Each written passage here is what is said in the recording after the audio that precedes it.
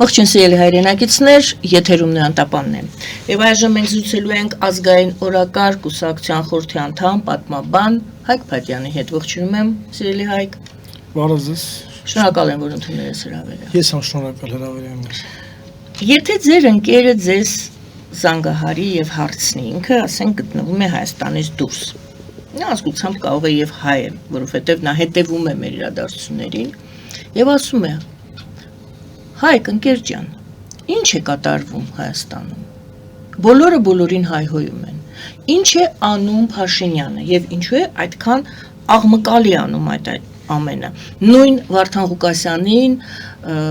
չգիտեմ, բերման ենթարկել է, այդպես ներկայացնեմ, ձևակերպեմ։ Ինչու այդպես դիմակավորներով, ինչու ասենք ծանոթություն չի ուղարկվում, հանգիստ, լուր, հետո հայտարարվի, թեկուզ եթե չգա ծանոթությունից հետո հետախուզում հայտարարվի եւ այլն եւ այլն ինչու է այդքան աղմուկ Հայաստանում այսօր ինչ է կատարվում Հարցադրման ձևաչափը հետաքրքիր էր որ ընկերս հարցնի ինչ էր հետաքրքիր որովհետեւ իրական բան ասեցիք ընկերները ոչ միայն դրսից այլ նաեւ ներսից ովքեր որ բնականաբար ինձ ավելի շատ կոմպետենտ են համարում ոլորտում այդ հարցը պարբերաբար տրվում է եւ ավելին ասեմ այդ հարցը տրվում է ոչ թե հիմա միայն այլ տրվել է արդեն տրվում է քանի տարի է ինչ է կատարվում Հայաստանում կամ ինչ է կատարվել Հայաստանում ես այդ ձեր հարցի համատեքստում ուզում եմ հիշեցնել հենց ձեր տաղավարում 2018 թվականից սկսած իմ հեղինակային հաղորդաշարերը որտեղ ես անդրադառնում էի թե ինչ է կատարվում հենց այդ ժամանակ Հայաստանում որտեղ հիմա ձեր այդ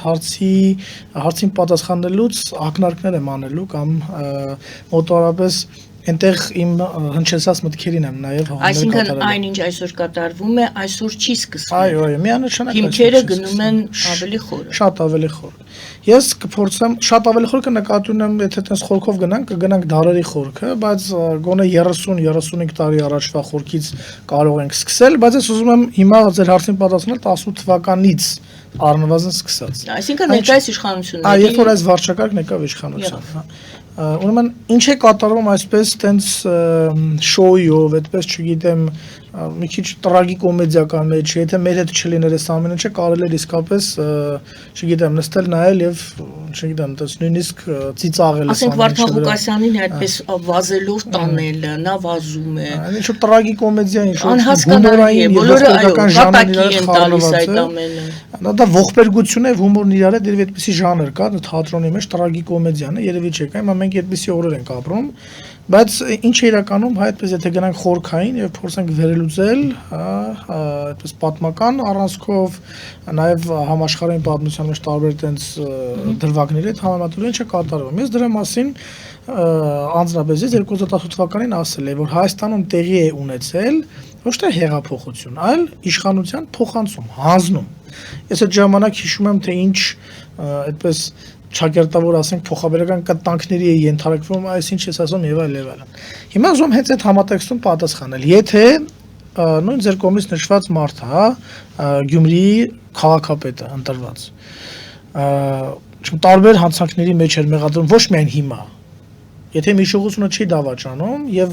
այդ մարդուն եւ շատ այլ նախկին վարչակարգերի ներկայացուցիչներին նույն Նիկոլ Փաշինյանը եւ նրա իշխանության տարբեր դերակատարներ ամենասարսափելի հանցանքների մեջ են մեղադրել հանրային ամենասարսափելի եւ այդ դեպքում տրամաբանական հարց է առաջանում բա ո՞նց են այդ մարդիկ մասնակցում ընտրություններին Չէ, օրինակ ասենք, մինչև 2018 թվականը, 18 թվականի ընթացքում էլ նախկին իշխանություններին, իշխող կուսակցությանը, նրան հետ համագործակցող այլ ուժերին մեղադրում էին ընտրությունները կեղծելու, պետական իշխանությունը զավթելու եւ տարբեր ծանրագույն հանցանքների մեջ։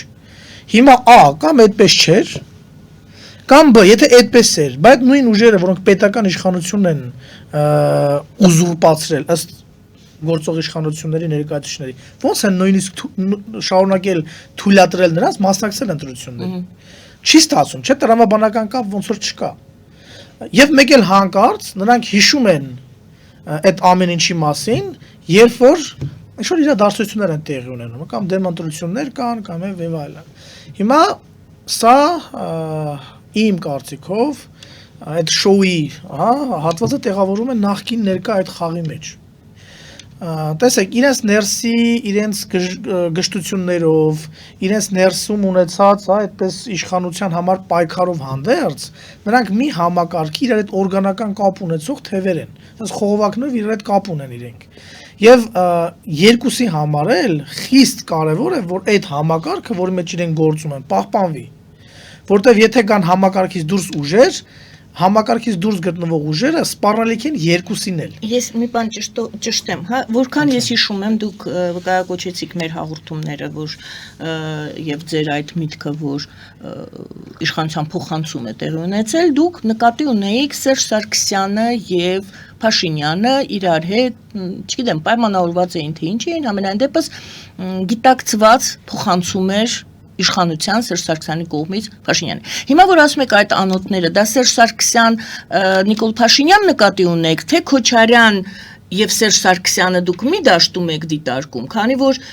ասելով դուք ձեր խոսքերն են բերում, նախկիններ եւ ներկաներ, երբ որ ասում են նախկիններ եւ ներկաներ, նկատի ունեն հենց երևի թե եթե ես չեմ սխալվում, նկատի ունեն Սերժ Սարգսյան, Քոչարյան եւ Նիկոլ Փաշինյան։ Հիմա մի հատ հստակեցրեք եւ հետո շարունակեք։ Ուրեմն նախկիններ ասելով նկատի ունենք 2018 թվականից առաջ գործած եւ իշխանության վրա գտնված բոլոր վարչակարգերը։ Ներողություն, ես Լևոն Տեր-Պետրոսյանին մոռացա։ Այսինքն սկսած 94 թվականից կամ եթե կուզեք 95 թվականից, երբ որ տեղի ունեցան այդ առաջին ընտրությունները, երբ որ արդեն բյուրեղացավ համակարգը, մինչև 2018 թվականը պայմանական անվանում են պայմանական, որտեղ իրականում նախկին ներկա այդ դիսկուրսը կեղծ է։ Պայմանական նախկին, այսինքն սկսած Լևոն Տեր-Պետրոսյանից, Ռոբերտ Քոչարյանով եւ Սերժ Սարգսյանով, իրենք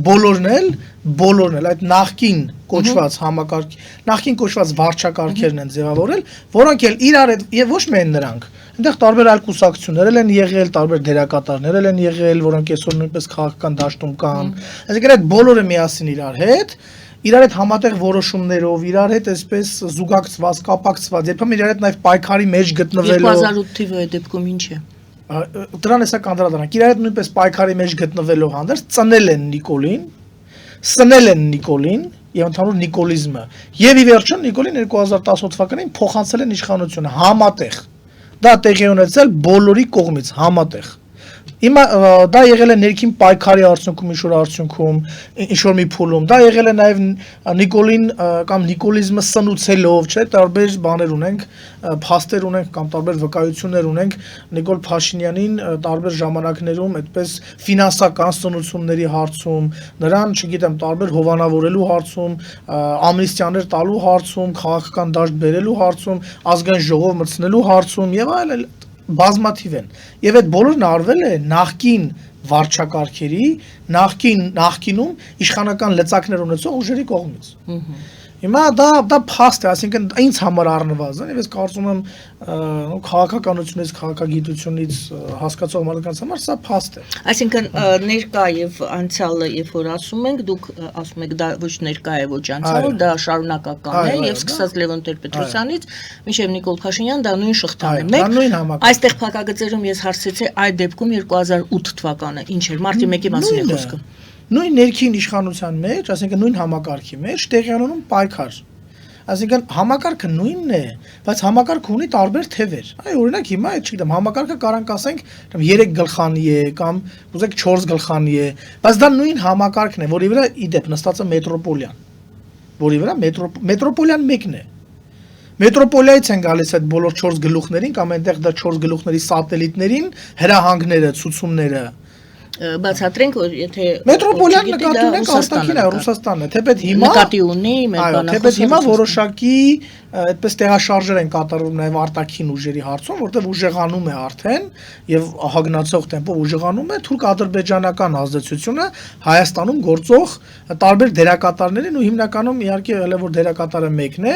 դերակատարի վրա, բայց այնուամենայնիվ դեռևս հիմնական դերակատարը Հայաստանում որպես մետրոպոլիա դեռևս շարունակում է մնալ Մոսկվա, շարունակում է մնալ Գալիս ենք առաջին հարցին, ինչ է այդ դեպքում կատարվում Հայաստանում, ձեր ձևակերպումը եւ ինչու այդպես, ինչպես դուք ներկայացրեցիք, շոույանման։ Ամենակարևոր հարցերից մեկը այս համակարգը 4 գլխանի, եթե կուզեք այդ անվանումը տամ, դևը 4 գլխանի համակարգը պետք է գոյատևի։ Այստեղ նրանք իրար մեջ պայքարում են, թե ով է լինելու առաջին գլուխը, այսինքն ով է լինելու իշխանությունը։ Բայց այնտեղ եթե մեկը իշխանությունը, մյուսը բան է, խորհրդանական ընդդիմություն է։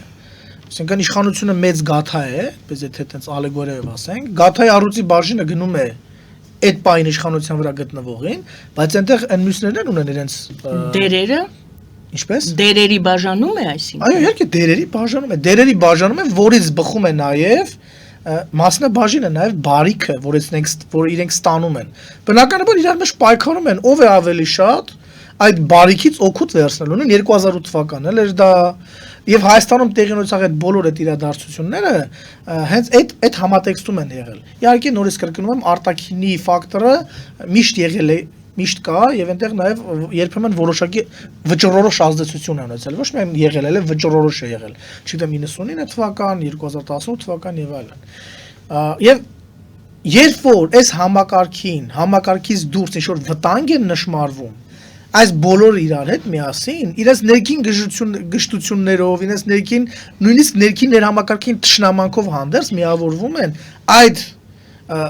հնարավոր վտանգը համակարգին իրենց բոլոր 4-ի գոյությանը որ ինչ սպառնալու համար, որը կարող է լինել մեկ վտանգ ձեր ասած այ համակարգից դուրս որևէ ուժ չպետք է ձևավորվի։ Համակարգից դուրս որևէ ուժ չպետք է մասնակցի քաղաքական գործընթացներին վերահսկողությունից դուրս եւ սկսի վայելել հնչեղություն, հայտնիություն, ժողովրդական սեր, կուզենք այդպես, դա վտանգավոր է ոչ միայն մեկին, այլև բոլորին միասին։ Դրա համար Նիկոլ Փաշինյանի համար շատ ավելի ձեռնտու է, որպեսզի իր ընդդիմությունը լինի, հասկացաք, չէ՞, օրինակ Գյումրիում իր ընդդիմությունը լինի Վարդան Ղուկասյանը, որպեսզի այլտեղ իր ընդդիմությունը լինի նախկինում որևէ մի պաշտոնյա, շատ հեշտ է այդպես։ Իր համար իրեն ավելի հարմար իրավիճակ դժվար է պատկերացնել։ Եվ ինքը անընդհատ այսպես շոուներով, այս բաներով ռեաբիլիտացիա է անում։ Դա ապահովում է իր գոյությունը, որովհետև երբ որ նրան ասեն դու հայրենիք դավաճանած ես, ինքը այնքան բան կգտնի ասելու նրանց, որ հանրության աչքերում ասեն այդպեսի մի բան կա, չէ՞, այտենց անեկդոտ կա, ասում է մի կռվեք, դու էլ ես ճիշտ, դու էլ ես ճիշտ։ Եվ այդտեղ արդեն հանրության մեծ մասը ոնց որ հենց հիմա տեղի ունեն, գնում է ապաթիայի։ Ոչ նրան հավատալու ինքը հիմքեր ունի, որ սրան այլևս ունի, եւ դրա համար ինքը գնում է пассив դեր։ Իսկ դա Նիկոլ Փաշինյանի իշխանության վերարտադրման համար ամենահարմար իրավիճակն է հիմա։ Ամենահարմար, որտեղ երբ որ այդ ակտիվ մասը, пассив մասը սկսեց ակտիվանալ, իսկ նրան հնարավոր է ակտիվացնել, այդ պոտենցիալ ունի միայն համակարգից դուրս ուժը։ Օտարների ազդեցությունից դուրս գործող ուժը, որը կգա եւ նորույթ կլինի համակարգի։ Ձեզ հիմա կարող են գուցե լսեն Նիկոլ Փաշինյանի դեմ դուրս եկող այն ուժերը, որոնք փողոցում ցույցեր են անում, որոնք ազգային ժողովում հայտարարություններ են անում, որոնք նույն ազգային ժողովում շատ թեժ այսպես լեզվակռիվներ են սկսում եւ հետո ստանում պատասխան եւ հետո իրենք պատասխանում եւ այդպես ժողովուրդը նայում է եւ նորից շոուի է այս ամեն ինչը վերածում։ Այ ովքեր որ Նիկոլ Փաշինյանի դեմ հայտարարություններով հանդես են գալիս, ձեզ կլսեն եւ կմեղադրեն, որ դուք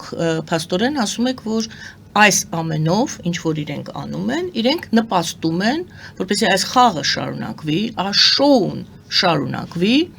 հա, եւ Նիկոլ Փաշինյանի դիրքերը ամրապնդվեն։ Տեսեք, այստեղ իրենք բնականաբար ներքին պայքարի համատեքստում ցանկանում են Նիկոլ Փաշինյանի իշխանությունից զրկել։ Բայց մի պայմանով, ոնց որ Նիկոլ Փաշինյանը էր ասում, Հայաստանի վարչապետը կլինեմ կամ ես կամ Հայաստանը վարչապետ չի ունեն, հիմա նույն տրամաբանությունը իրենց մոտ է։ Նիկոլ Փաշինյանը պետք է իշխանությունից ընկնի միայն մի պայմանով, որ իրենք գան իշխանության։ Եթե Նիկոլ Փաշինյանը պետք է իշխանությունից ընկնի եւ իշխանության գան համակարգից դուրս ուժեր, ազգային ուժեր, ազգայնական ուժեր, հա, դա իրենց համար նույնքան վտանգավոր է, թույլ տվեք այդ բառն ասել, մահացու է, որքան Նիկոլ Փաշինյանի համար, համակարգի համար, որովհետև այդ ժամանակ, երբ որ եկավ ազգային իշխանությունը, այդ ժամանակ այն բոլոր հանցանքները, որ իրականում գործվել են,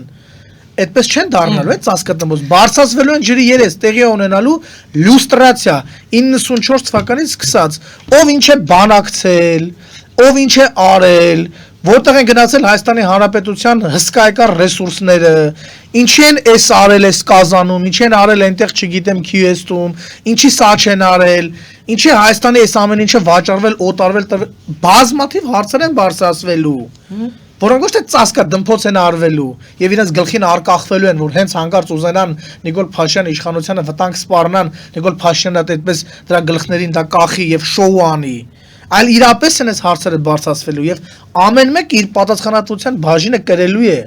դա է նրանց վախը եւ հետեւաբար այո, եթե տարբերակ ընտրությունը հետեւյալն է, Նիկոլ Փաշինյանը չլինի, բայց լինի ազգային իշխանություն, ոչ, ավելի Նիկոլ Փաշինյանը լինի. Եթե Նիկոլ Փաշինյանը չլինի, պետք է լինեն իրենք։ Իրենք են այդպես մտածում։ Այո, դա է իրենց մոտեցումը, դա է միջև հիմա իրենց մոտեցումը։ Եթե դուք ավարտեմ այստեղ, եթե դուք հիմա ուշադիր եք, չէ՞, Տիկին Գայանը, ուրեմն մեր Հայաստանի քաղաքական դաշտում հիմա ամբողջ ռեսուրսները, տարատեսակ ռեսուրսները կենտրոնացված են, այդպես նախկին ներկա, ասենք, այդպեսի բան չկա, բայց որ մարդիկ հասկանան, նախկին ներկաների ձեռքը։ Եվ այդ նախկին ներկաները որևէ կերպ չեն թողնում որևէ մեկ։ Նա անդիմության դաշտում շտի մեղադրում են, ասում են, դե մենք ոչինչ չենք անում, դե դուք փորձ եք անել։ Փորձել անելու համար նախ ընդհանրապես դուք չպետք է լինեք։ Այսինքն ներողություն, բարիկադներ են, բարիկադների մի կողմում ձեր ասած ներկա նախկին ներկաներն են, մյուս կողմում հասարակությունն է։ Մյուս կողմում հայությունն է, որը նստած նայում է այս շոուին։ Եվ շատ մարդիկ չեն հասկանում, որովհետեւ Եվ չեն հասկանում ինչ է։ Տեխնոլոգիաները լավ են մշակված։ Օրինակ այդ բռնելը, թողնելը, չգիտեմ, այնտեղ սա անելը, ճառերը, խաղ տեխնոլոգիաները, որոնք ես կարծում եմ աշխատում են Հայաստանի սահմաններից դուրս։ Բայց վերջին խոսքերով են իրար հայհոյում։ Եվ Նիկոլ Փաշինյանից ժամանակ հիշեք, ինչ ասես ընդդիմությանը ես կարծում եմ տեղել են նույնիսկ բաներով, քվոտաներով, ընդդիմությանը թույլատրում է իրենց ասել, նա ասել, նո երբեմն միգուցե սահմաններն ասնում են, մի քիչ այդպես իրենց նման անենք, հա, կատակի ժանրի տանք, բայց անգամ նույնիսկ դա է երևի իրենց մոտ հաշվարկված, թե ինչ կարելի է ասել։ Եվ այդ վերջի բառերը մարդկանց համար, ովքեր որ հայրենիք, պետություն, արժեք, իրենց համար դա երկրորդ, երրորդ, չորրորդ, 100-րդական է, ձեր ասածը իրենց համար ընդհանրապես որևէ լավ, ընդունեցինք ձեր նկարագրածը, որ Հայաստանի ներսում կատարված վերաբերյալ կներեք եւս մի ֆակտոր կա։ Դա արտաքին ուժն է։ Ուրեմն այսօրվա դրությամբ Հայաստանում եւ այսօր եւ արդեն քանի տարի, նույն առնվազն 30 տարի Հայաստանի ներսում կատարված իրադարձությունները, այդպես այդ շարժեր հիմնականում մեծ տարածաչափի։ Ես արդեն ասացի, արտաքին ուժի գործոնը կա, եթե իհարկե երբեմն նույնիսկ վճռորոշ չի։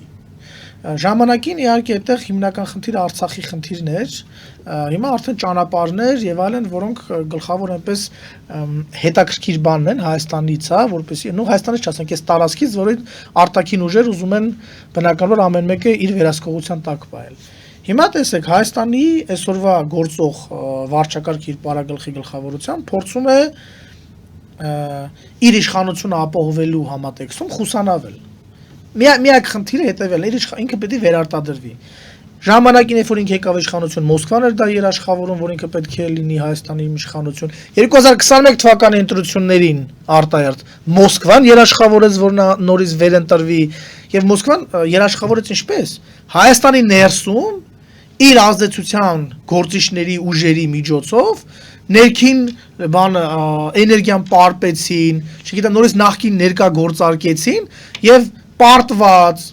հայրենիքի մի մասը հանձնած Նիկոլ Փաշինյանին վերընտրեցին նորից Հայաստանում իշխանություն եւ որի կապակցությամբ անձամբ Վլադիմիր Վլադիմիրովիչը շնորհավորեց Նիկոլ Փաշինյանին եւ ասաց, որ ինքը շատ համարձակ գործիչ է, որը միջև այժմ այդպիսի համարձակ քայլեր ոչ մեկ չէր կարողացել անել Հայաստանում։ Նկատի ունի Արցախի հարցի այն լուծումը, որը որ տրվեց հենց իր ջանքերով առաջի հերթին։ Չմոռանանք նոյեմբերի 9-ի հեղինակը փաստաթղթի իր իսկ բառերով հենց Վլադիմիր Վլադիմիրովիչն է գրել, հեղինակել։ Բայց քանի որ Ռուսաստանի ազդեցությունը գնալով թուլանում է տարածաշրջանում եւ աշխարհում ընդհանրապես, Նիկոլ Փաշինյանը սկսել է փնտրել նաեւ այլ արտաքին երաշխավորներ իր իշխանության պահպանման։ Եվ այդտեղ ամենահավանական եւ ռեալ տեխնացուները նրանք Թուրքիան եւ Ադրբեջանն են։ Եվ Նիկոլ Փաշինյանը բնականաբար Պուտինի հետ համաձայնացնելով, չէ, Մոսկվա գնալով, դա կորելացիա անելով, այնտեղ նույնպես սկսում է իր համար երաշխիքներ փնտրել եւ գտնել իդեպ։ Դա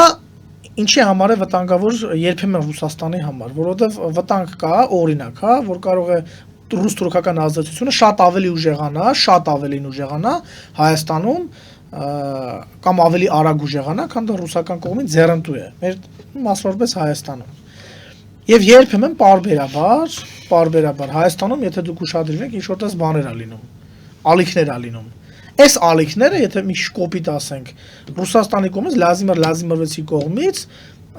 կոպիտ եմ, հա, բառն օգտագործելու, ոնց որ օգտագործում է վերջո ծախվում է Նիկոլ Փաշինյանի վրա։ Այսինքն, սենց պետք է անես։ Եթե Նիկոլ Փաշինյանը փորձում է այդպես, չգիտեմ, հենվելով այլ արտաքին ուժերի վրա, փորձել խուսանավել, ասել դե գիտես ինչ շատ բարդ է, չեմ կարողանում դա անել ախր, Վլադիմիրովիչ, դե Ամերիկայից ճնշում կա, դու էլ ինձ չես կարողանում այդ ճնշումից դուրս անել, Ալիևից ճնշում կա, տենում ես, սաղոր ասում է Զանգեզուրի Միջանցք։ Չենք կարող այնց անենք, չասի Զանգեզուրի Միջանցք։ Հիմա ստիպված ես պիտի շոսես բաներ էլ անեմ։ Այդ ժամանակ երբ որ այո, Վլադիմիրովիչը էլ չի կարողանում 100%-ով երաշխավորել Նիկոլին այդ ամեն ինչից, բայց երբ չի ուզում հրաժարվել իր ծրագրերից, մեկ էլ Հայաստանում սկսում են բաներ։ Ռուսական ազդեցության ուժերի, գործիչների ինչ-որ սրացումներ։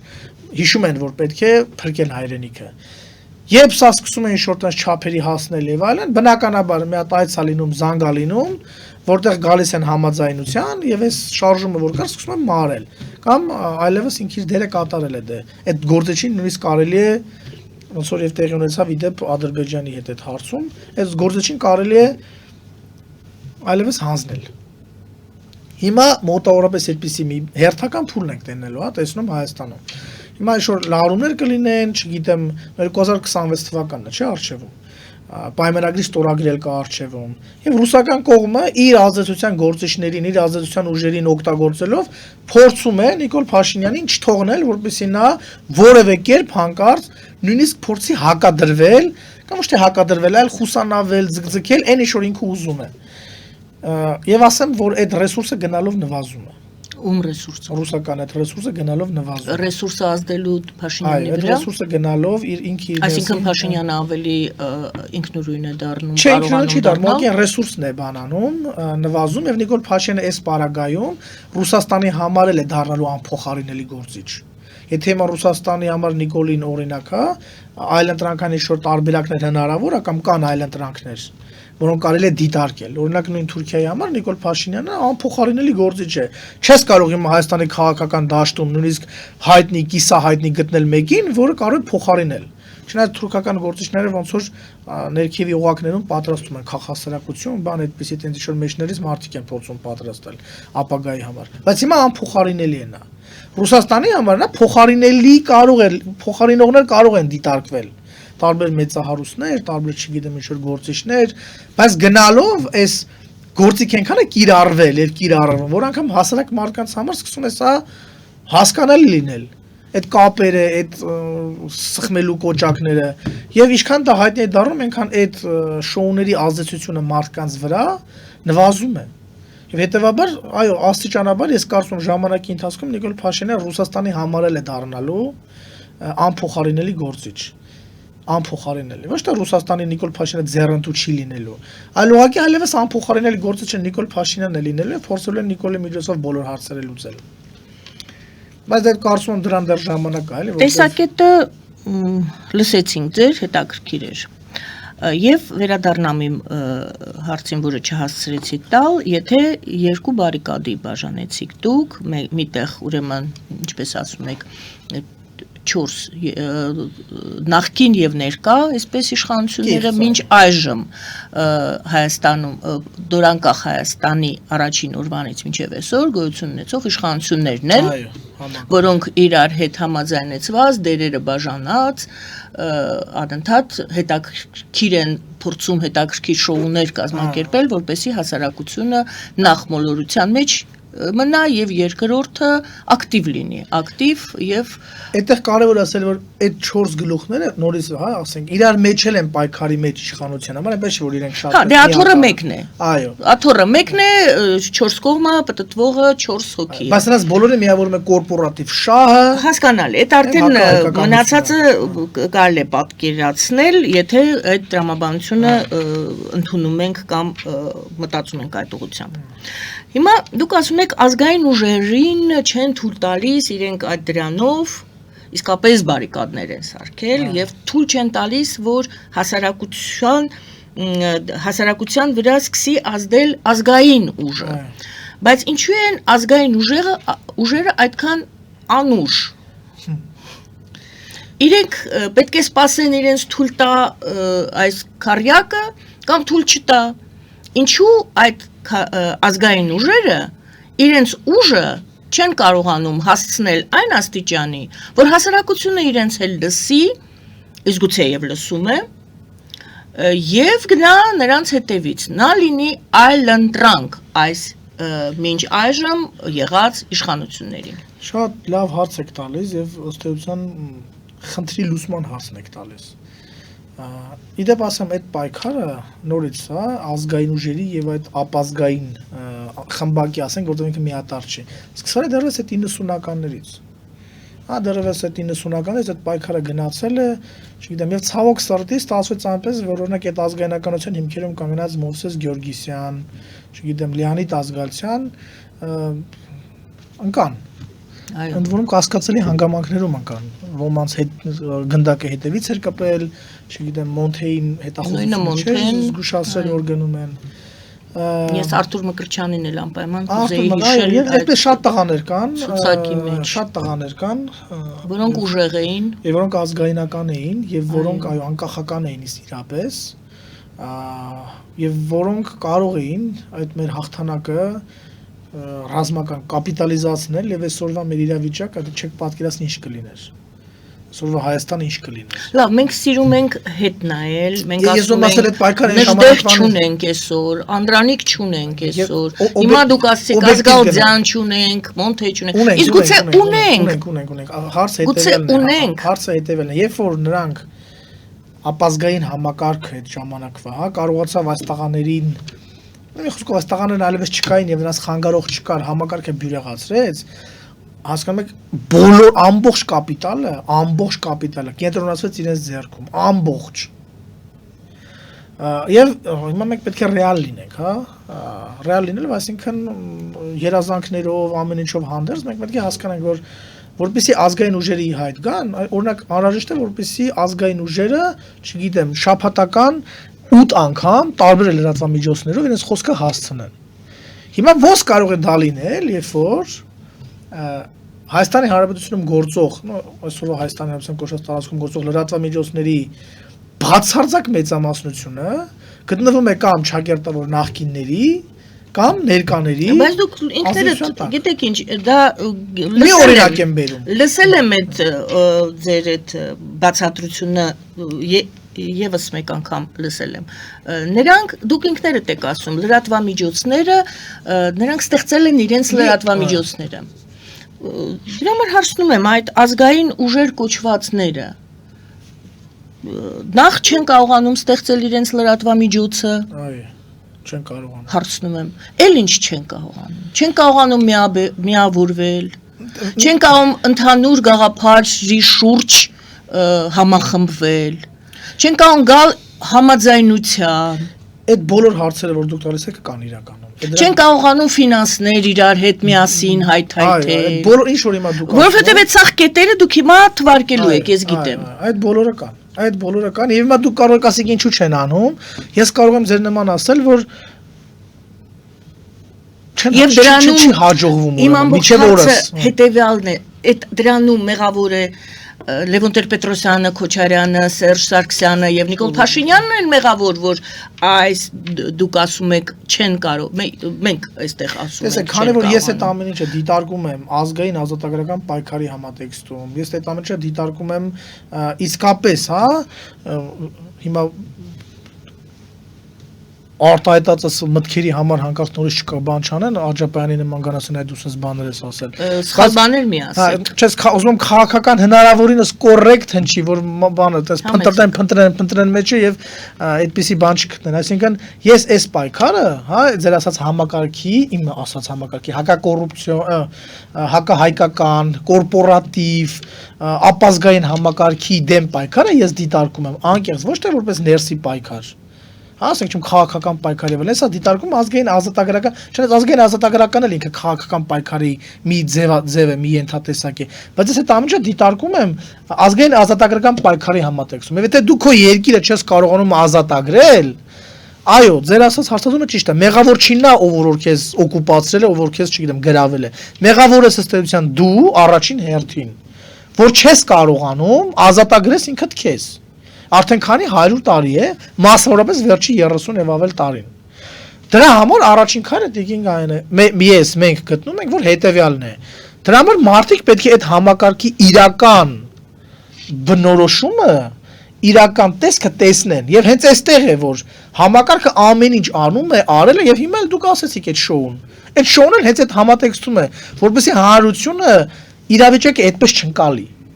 Ընկալի, որ սա ներսին, չգիտեմ, սա իսկապես ընդդիմություն է, սա իշխանություն է, նրանք իրար պայքարում են, այև որ համակարգը այստեղ հաջողում է, չէ, օրինակ հիմա քանի այդպիսի միտինգներ մենք կարող ենք ասել, սկսած 95 թվականից, քանի այդպիսի միտինգներ են եղել, չգիտեմ, էլ Դեմիրճանից սկսած էլ այնտեղ, բազմաթիվ միտինգներ են եղել, քանի այդպիսի գործիչներ են եկել, որոնք այդ պահին հայտնվում էին որպես, չգիտեմ, փրկիչներ ու մեկ էլ հետո մարում էին։ Այս խաղերը միշտ որ եղել են, Ռաֆի Հովհաննիսյանի այդպես գիտեք քանի հոգի կհիշենք։ Այդպես քանի հոգի ենք հիշելու։ Մեկ էլ մի ժամանակ հետո տենում ենք նույն 13 թվականից հետո 16-ին էլ է եղել երևի, չգիտեմ, ամեն ժամանակ եղել է։ Ուստի Հետևաբար մեր խնդիրը որպես ազգային ուժերի, ազգայնական ուժերի, հա, որպես նույն ազգային օրակարգ կուսակցության խնդիրը, առաջին խնդիրներից մեկը, հանրությանը այս իրավիճակը պատկերը ցույց տալն է, որ սա է պատկեր, այս ինչ որ արվում է, դուք ասիք եմ ընկերներ են, չէ՞ ինձ հարցնում։ Այն կերից ես շատ մանրամասն սա բացատրում եմ, բայց իմ ընկերների շրջապատը թող լինի 50 հոգի։ Երբ որ սա ամեն օր հնչի եւ մարդիկ այս ամեն ինչի բացատրությունը այս համատեքստով տեսեն ոչ թե օրինակ նաեւ քանի վերլուծաբաններ կան, քանի, չգիտեմ, ես իրենց անվանում եմ սազանդարներ կան, որոնք էլի այս պայքարը փորձում ներկայացնում են այնպես, ինչպես համակարգին է ցանկալի։ Իշխանության սազանդարները իշխանության օգտին են այսպես այդ ամեն ինչը ներկայացնում, ընդդիմություն կոչվածի սազանդարները իրաց օգտին են անում, բայց նրանք բոլորն էլ իրականում, բոլորն էլ իրար հետ նպաստում են նրան, որ հասարակությունը, հայությունը չի հասկանում ինչի մեջ է ինքը։ Հենց ինքը հասկացավ ինչի մեջ է։ Այդ ժամանակ արդեն հավատացեք հարցի լուծումը եւ ընդ որում մեջ են այստեղի հայերը։ Այդ շատ առավել կարեւոր են դրսի հայերը։ Որտեւ այստեղ գոնե մի փոքր տեսնում ես մարդիկ շատ ես կարծում եմ իմ շփումները բերում են նրան, որ ավելանում են մարդկանց քանակը, շարքային, ովքեր որ այս ամեն ինչը ձեր ասած այդ շոուի է, որտեղ բռնաստանում են էլի վազում։ Շոուն ես եմ ասել, դա դուք եք ասել։ Հա, ես ասել եմ ինչու այսքան աղմկոտ այս ամեն ինչը ես եմ ասել, այո, այդ պատասխանատվությունը վերցնեմ ինձ վրա։ Պատասխանատվություն չի, ես աղմկալի ձևակերպում։ Բայց մարդիկ ցավոք սրտի, հա, շատերը երբ որ այս վիճակը սկսում են հասկանալ, ընկնում են ավելի շուտ բանի գիրկը։ Հուսահատության գիրք են ընկնում, որովհետև ասում որը ձեռնտու է, հա։ Էլի ձեռնտու, այսինքն այս արդեն այսինքն ինչ անում են անգամ այս պայքարը, որը այս հայհոյանքը իրար հայհոյում են, ասում են վերջին խոսքերով, երեկվա Նիկոլ Փաշինյանի խոսույթը։ Ձեր հարցադրումը ես հասկանում եմ եւ այդ ձեր հարցադրումը նաեւ թույլ կտակ ասել, չասեմ կշտամբանք, բայց ուրիշ բառ չեմ գտնում, դու կարող գտնել իմ հասցեին եմ դա ընդունում, ասեմ ինչի, որովհետև ես ինքս ինձ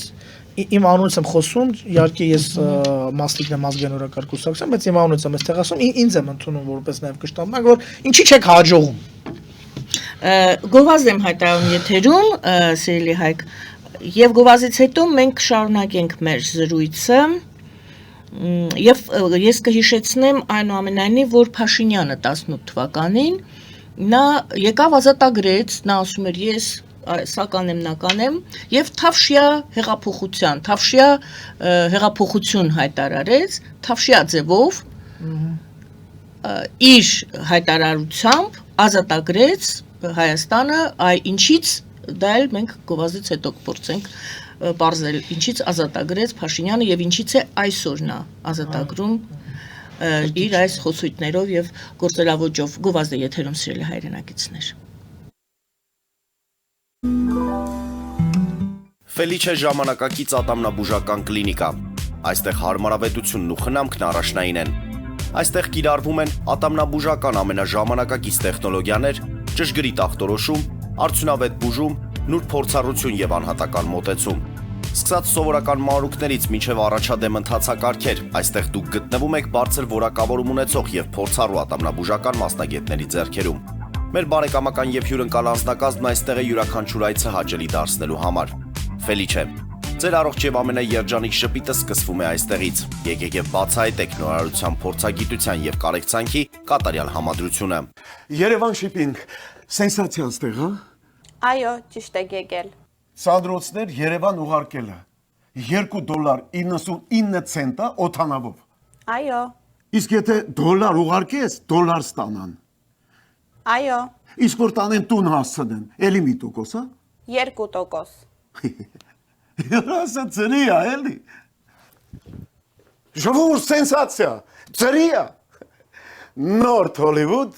Գլենդել։ Ջակփաթ հագուստի խանութը երկրորդ մասնաճյուղն է բացել Գլենդելի սրտում, որտեղ կարող եք ձեռք բերել եվրոպական եւ ամերիկյան ընտիր հագուստեղեն, կոշկեղեն, աքսեսուարներ, պայուսակներ ամենահարմար արժեքներով։ Նաեւ կարող եք ցանկացած ապրանք պատվիրել եւ ձեռք բերել կարճ ժամանակում։ Ջակփաթի Գլենդելի հասցեն է 1135 North Pacific Avenue, հեռախոս 818 813 2252 Ջակփաթ հագուստի լավագույն կենտրոնը Գլենդելում։ 60-ից ավելի ճանաչված եվրոպական բրենդների ինքնատիպ, չկրկնվող եւ մատչելի ընտրանին Fortuna Home and Country House խանութ սրահում։ Նորավոճ սպասք եւ կահույք հորեկա բնագավառի համար, տեքստիլ, տնտեսական ապրանքներ, ամեն ինչ գեղեցիկ կյանքի համար։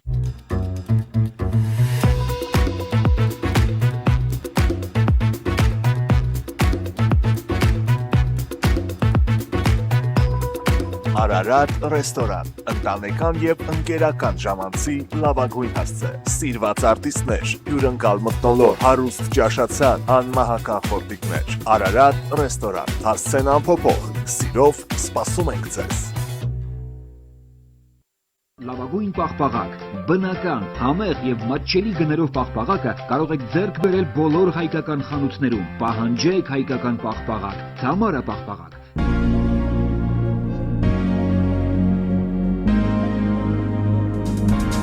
Տպագրեք ձեր գիրքը նոյան տպագրատանը, ինչպես նաև թերթեր, ամսագրեր, բուկլետներ եւ այլն։ Հասցեն քաղաք Երևան, Իսահակյան 28 առաջին հարկ։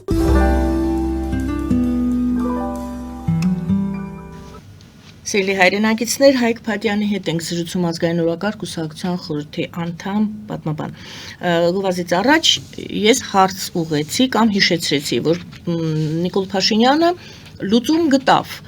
պայքարի իր ձևի, նա թավշյա հեղափոխություն հայտարարեց եւ իրականացրեց եւ վերջերս էլ ասեց, եթե ինձ իմ արածը ժողովուրդը չի հավանում եւ դեմ է, ինչու չի հեղափոխություն արել։ Ուրեմն առաջին հարցս թավշյա հեղափոխության ուրեմն նախադեպը եղել է, կարող է արդյոք կրկնվել, այդ ձեր ազգային ուժեր կոչված ուժերը, ներողություն, ազգային ուժերը կարող են համախմբվել եւ թավշյա հեղափոխություն իրականացնել, ընդդիմությունը, որը դուք ասում եք իրենք միասին են, բայց իրենք գուցե կվիրավորվեն, եթե դա լսեն, ասեն ոչ, մենք իսկապես ուզում ենք Նիկոլ Փաշինյանը դուրս գա եւ գանք թավշյա հեղափոխությամբ անենք այդ ամենը։ Դա հնարավոր է։ Ահա, եւ ի վերջո, այո, Փաշինյանը ասում է հեղափոխություն արեք։ Ուրեմն դեպին կան ես դա իմ խոսքի սկզբում նշեցի, հարցը հետեւյալն է, որ ախր ոչ մի հեղափոխություն էլ չի եղել, քաղաքական դասական իմաստով էլ այդտեղ հեղափոխություն չի եղել։ Ինքը եթե մենք վերցնում ենք քաղաքագիտական տերմինով, հեղափոխություն ինչ է նշանակում։ Հեղափոխական փոփոխություններ են դա նշանակում, կառավարման համակարգում, տնտեսական համակարգում, քաղաքակրթական արժեքային համակարգում։ Հիմա մենք իրար հետ արդեն ժամանակ ունենք, մոտավորապես չէ, արդեն 7 տարի ժամանակ կտրվածքով, եւ դուք խնդրում ինձ մի տեղ ասեք, որտեղ տեղի ունեցել հեղափոխական փոփոխություն։ Հայաստանի քաղաքական կառավարման համակարգում է տեղի ունեցել, չգիտեմ, քաղաքակրթական համակարգում է եղել, տնտեսականում է եղել, հեղափոխական փոփոխություն որտեղ է եղել։ Որևէ տեղում հեղափոխական հակառակը նախկինում ինչ եղել է, որոշակի փոփոխություններով, որոշակի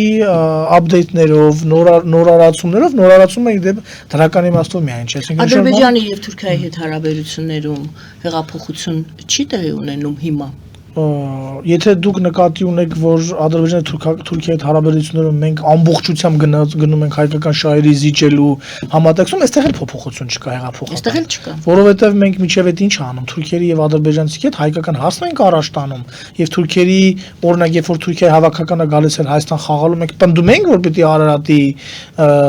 զինանշանը մնա, նկարը մնա մեր,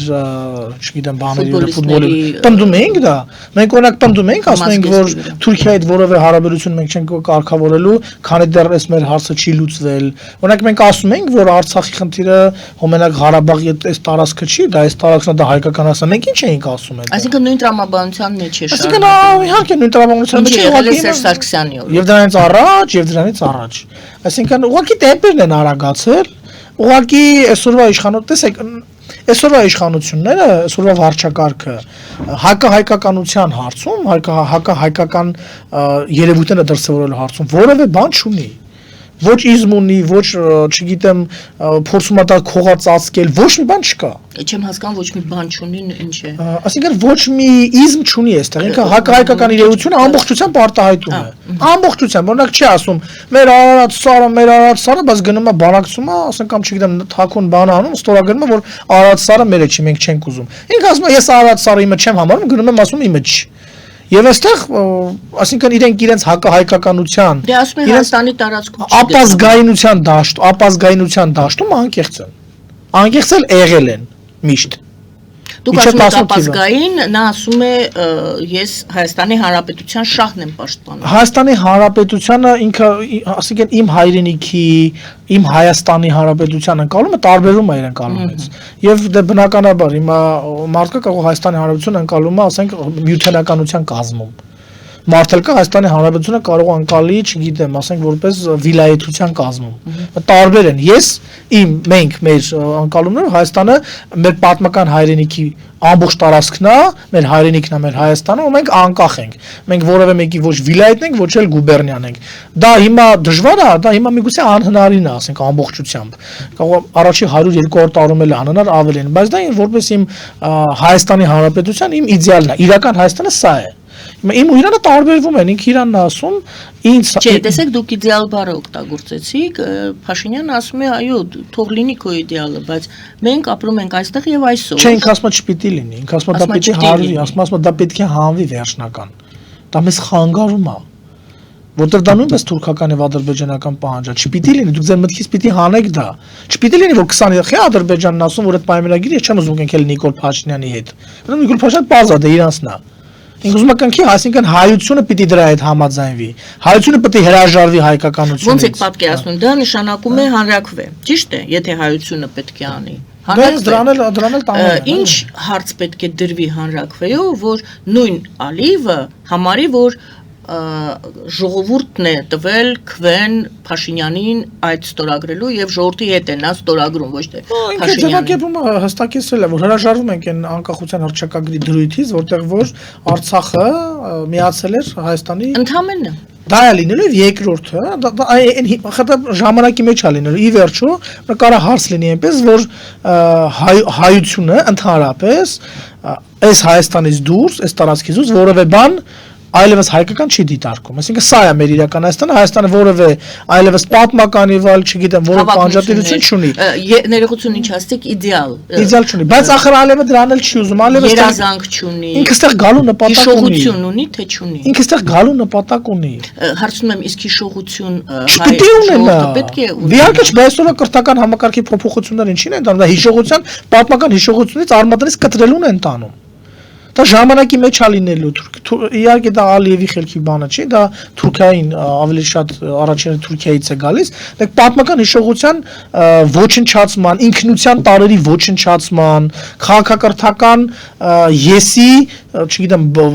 հիմքից ջնջելու նպատակ ունեն։ Շատ սարսափելի պատկեր Բայց նկարագրեցիք։ հենց այդպես է Թուրքիան դիտարկում, թուրք-ադրբեջանական տանդեմը դիտարկում մեզ, հենց այդպես։ Եւ դուք տեսնում եք, որ դեպի դա է գնում։ Մեծ քայլերով գնում ենք դեպի դա։ Եվ ամենավատը մեծ քայլերի հարցումն է, որ ներսում են դրա կատարողները։ Այդ ծրագրի կատարողները ներսում են։ Եվ ոչ միայն այս վերջի, չգիտեմ, 7 տարում են իրենք անում, դա 7 տարում ագնացող տեմպերով են անում, անթակույց են անում, բայց միջել էդ էլ է արվել։ Լուծում։ Հիմա ես այդտեղ մի բան եմ կիսատ մնացա, որ այս իշխանությունը շատ արագ եմ ասում, այս իշխանությունները եթե իրենք այդպես այդ հակահայկականության ասում անթակույց են, ապա նախորդները այդտեղ հանդես են եկել, իդեպ դրա վրա շատ մեծ շեշտադրում են անում։ Նախորդ վարչակարգերը, սկսած Լևոն Տեր-Պետրոսյանից, չգիտեմ Ռոբերտ Քոչարյանով, չգիտեմ Ռոբերտ Քոչարյանով, Սերժ Սարգսյանի վարչակարգերով, բայց իրենց անունը տալով չի նշանակում մենակ իրենք։ Այդտեղ եղած ամբողջ քաղաքական, կուսակցական, ամբողջ դաշտի մեծ մասը իրենց սպասարկողներն էլ այդ համակարգը։ Ինչ է արել։ Արտակնապես հանդես են եկել հայրենասիրության պաթոսով, գնանք Բաքվում, չգիտեմ, չայ խմենք, կհասնենք Մինգե Չարուր, կվերցնենք Վանն ու Մուշ, կդրենք Փաշայի Սուլթանի գլուխ, բայց երբ որ նայում ես տակը, թե ինչ է կատարվել կրթական համակարգում, թե ինչ է կատարվել պետական համակարգում, թե ինչ է կատարվել բանակում, հասկանում ես, որ այն ինչ որ կատարվել է, այսօրվա կատարածը դրա շարունակությունն է, բայց հանդես են գալիս պաթոսներով, մենք սա չենք տալու, մենք նա չենք տալու, այնինչ խոսքը ստորագրել են, ասենք, թղթեր, որտեղ որ Արցախը Հայաստանից դուրս են դիտարկել։ Դա պարզ է, չէ՞, ԵԱՏՄ ենք մտել, ասել ենք, որ Արցախը մեջ չի։ Կամ չգիտեմ, ինչ որ այլ մարմնի ենք անդամագրել, ասել ենք, սա մեր մեջ չի։ Հայաստանի իրական սահմանը սա է։ Բայց հետո հանդես ենք եկել բանով, պաթոսախառն բաներով, գնանք, գրավենք, կդրենք, թրթրտենք եւ այլն։ Եվ հենց հիմա սա եւ Նիկոլ Փաշինյանի կողմից եւ գլոբալիստական ուժերի կողմից օգտագործվում է հարվածելու իրական ազգայիններին, ազգայնականներին։ Ասելով մայնա չտեսաք դուք ինչ էիք անում։ Բայց գնում եք Մուշուս ասուն էիք գրավում, տեսաք ինչ եղաք։ Այսինքն նախորդներին արհեստականորեն փորձում են նույնականացնել ազգայնականների հետ։ Այնիշ նրանք արտակնապես շղարշով այդպես գնան գրավենք, չգիտեմ, այդպես նագաններով, բայց իրականում արել են այն, ինչ բերել հանգեցրել է այսօրվան։ Լավ, կարելի է լուծումը ես առաջարկեմ։ Իմունիտետ ազգային ուժերը պետք է ունենան իմունիտետ, ոչ թե ասեն մեզ սենց են անում, մեզ իրենց են անում։ Այդ կշտամբանքն է, որ ձեզ ասել եմ, եւ հավատացեք, Տիկին Գայնե, այդ ուղղությամբ առնվազն ես մեր անունից կարող եմ ասել, ես իմ ընկերներն ազգային օրակարգի մենք օրնիբուն աշխատում ենք։ Եվ այդ առումով ձեզ չգիտեմ, դա կարող է դիտարկվել, որ այդպես ձեզ ուզում եմ Չէ, պետք չի։ Ես արդեն հասկացա, ուզում եք շնորհակալ, պարզապես շնորհակալություն եք հայտնում, որ ես Ինչու, որովհետև այս մտքերը հնչում են այս տաղավարից։ Ասեն, նոյան տապանը բոլորը գիտեն, բոլորին էլ հարթակ է տրամադրում, ինչու, որպեսզի հասարակությունը կարողանա ինքնուրույն լսել բոլորի կարծիքները եւ ինքնուրույն որոշում կայացնել։ Դե ոչ բոլորն են, որ ազգային ուժերին, ազգայնական ուժերին բան են տրամադրում, հարթակ են։ Դուք էլ կարողացեք օգտագործել, եթե դուք ազգային ուժերի մեջ դիտարկում եք եւ ձեզ այո ներողություն ազգայնական դրա մասին առանձին կխոսենք, որովհետեւ ոչ ճիշտ է ընկալվում այդ ձևակերպումը դիտարկում կարողացեք օգտագործել այն ժամանակահատվածը, որը տրամադրվում է հաղորդաշարի հաղորդման շրջանակներում։ Ես համաձայն եմ ձեզ, այդ խնդիրը մեր մեջ է, խնդիրը ազգային ուժերի, ազգայնական ուժերի մեջ է, ազգայնական անհատների մեջ է, որովհետեւ ըստ էության հիմա խմորումներ են գնում, չգիտեմ, կոմֆորտ զոնայից պետք է բոլորը խմորումներ են գնում, այո, նախընտրական շրջանը լավագույն տարբերակն է, որպեսզի կարողանան կոմֆորտ զոնայից դուրս գալ։ Ազգային շնորհակալություն ձեզ։ Ես եմ շնորհակալ ձեզ տրված հնարավորության համար։ Ազգային օրակարգ կուսակցության խորհրդի անդամ պատմաբան Հայկ Փաթյանի հետ էի զրուցում, զրուցում եմ ես Գայանե Առաքելյանս, բարին ընձեզ։